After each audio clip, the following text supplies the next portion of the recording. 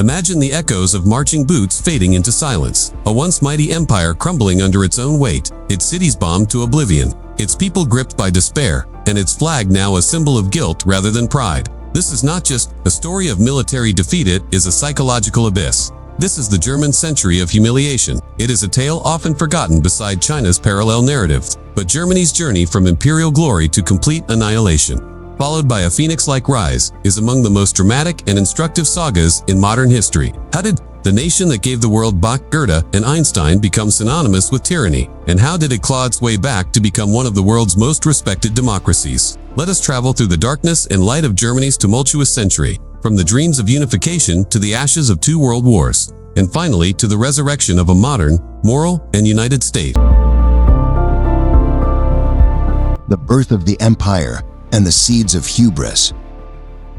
In 1871, Otto von Bismarck's dream came to life. After 3 wars of unification, the German Empire was proclaimed in the glittering Hall of Mirrors at the Palace of Versailles, a symbolic move that would later haunt Germany. With Prussian militarism as its backbone, Germany surged ahead in industrial output, scientific research, and education. Berlin became a beacon of European power. Yet, this rapid ascent also brewed resentment. The empire grew increasingly arrogant, alienating its neighbors and binding itself into rigid alliances. Kaiser Wilhelm II, Bismarck's reckless successor, dismissed the Iron Chancellor and embarked on an aggressive foreign policy known as Weltpolitik. Naval arms races, colonial ambitions, and an underestimation of diplomacy led to a volatile European powder keg. The assassination of Archduke Franz Ferdinand in 1914 was merely the spark that set it ablaze. World War I glory lost and shame earned. Germany entered World War I with nationalistic fervor, believing it would be a short war of honor. Instead, it was a prolonged horror. Trench warfare turned fields into graveyards. Blockades starved civilians. By 1918, over 2 million German soldiers were dead, and morale collapsed. When the armistice was signed, Germany had not been invaded, but it had been spiritually defeated. The Kaiser abdicated, the empire fell. The humiliating Treaty of Versailles followed. Versailles was not just punitive, it was humiliating. Germany was forced to accept full responsibility for the war, cede key territories, and pay astronomical reparations. The military was gutted. Its colonies were lost. A proud nation was reduced to a humiliated shell, boiling with resentment. Weimar Republic, democracy in the shadow of defeat. In the wake of war, the Weimar Republic emerged Germany's first experiment with liberal democracy. But it was a republic birthed in trauma. Branded as the regime that surrendered, it was never fully accepted by the German people. Hyperinflation in 1923 made German marks worthless. People carted wheelbarrows of money for a loaf of bread. Political extremism grew as the middle collapsed. In 1929, the Great Depression hit. Unemployment skyrocketed.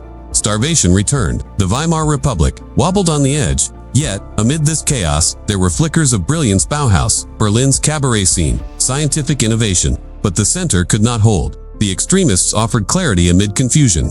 One voice, in particular, grew louder.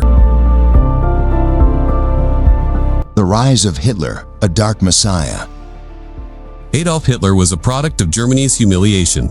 He gave it a scapegoat: Jews, Marxists, and the West End a promise to make Germany great again. In 1933, Hitler was appointed chancellor. The Reichstag fire became the pretext to eliminate civil liberties. Democracy died not with a bang, but with thunderous applause. The Nazis consolidated power, banned opposition, and began rearming the nation in direct defiance of Versailles. Germany, once broken, now marched in lockstep behind a dictator. The swastika flew where the black, red, and gold once waved. Pride returned, but so did darkness. World War II, the depth of the abyss. From 1939 to 1945, Hitler's Germany plunged the world into the most destructive war in history. Blitzkrieg victories gave way to brutal occupations. From Paris to Leningrad, German forces wrought terror. But the true abyss was the Holocaust. 6 million Jews were murdered, along with millions of Roma, disabled individuals, political prisoners, and others. The industrialized genocide was not just a war crime, it was a moral cataclysm. Germany lost again, but this time, not just militarily, it lost its soul. Cities like Dresden and Hamburg were reduced to rubble. Millions were displaced. The Reich was gone. Post-war occupation, a nation divided, a soul in crisis. Germany was split between East and West. The Allies controlled the West. The Soviet Union ruled the East. Berlin, the symbolic heart of Germany, was divided by a wall that would stand for 28 years in Nuremberg. The Nazi leadership was put on trial. The world looked Germany in the eye and demanded accountability. For many Germans, it was the first time they were forced to confront the horror committed in their name. A generation was born into shame. Children grew up under the burden of guilt. The world asked, could Germany ever be trusted again? West Germany, the economic miracle and moral reckoning. Under the guidance of Chancellor Konrad Adenauer and the support of the Marshall Plan, West Germany chose a different path. It embraced democracy, integrated into Europe, and faced its past. The 1950s and 60s witnessed the Wirtschaftswunder economic miracle. Volkswagen became a symbol of revival. Munich and Frankfurt buzzed with commerce. But Germany also built monuments, held memorials, and taught its children about the Holocaust. This was no easy journey. It was painful. It required humility. But it became the cornerstone of modern German identity. Never again.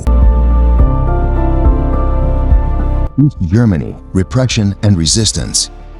East Germany, under Soviet rule, became a totalitarian state. The Stasi monitored every move. Freedom was a memory.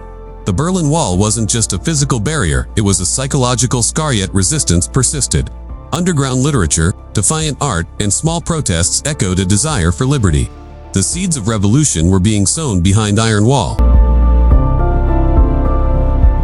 1989. The wall falls, the nation rises. On November 9, 1989, the impossible happened. The Berlin Wall, that towering symbol of division, fell. East and West embraced. Families reunited. A nation wept and cheered. Reunification in 1990 brought challenges: economic inequality, cultural friction, and political skepticism. But Germans, battle-hardened by history, persevered. It was not just the merging of two states. It was the healing of a nation's fractured soul. Modern Germany, from humiliation to leadership. Today, Germany is a pillar of stability. It leads the European Union, champions green energy, hosts millions of refugees, and openly discusses its darkest chapters. In Berlin, the memorial to the murdered Jews of Europe stands in the heart of the capital, a permanent reminder. In schools, students visit concentration camps and study Nazi crimes. Germany has done what few nations have. It has turned its shame into strength, its past into purpose. Conclusion: redemption through remembrance. Germany's century of humiliation is a story of how far a nation can fall and how it can still rise, not by erasing its history, but by facing it with brutal honesty. Its journey is a testament to resilience, accountability, and the power of democratic values. In a world still plagued by nationalism and hate, Germany offers a powerful lesson: redemption is possible, but only if you dare to remember. From the ashes of defeat and the depths of guilt, Germany rose not as the empire it once was, but as the example the world needs today.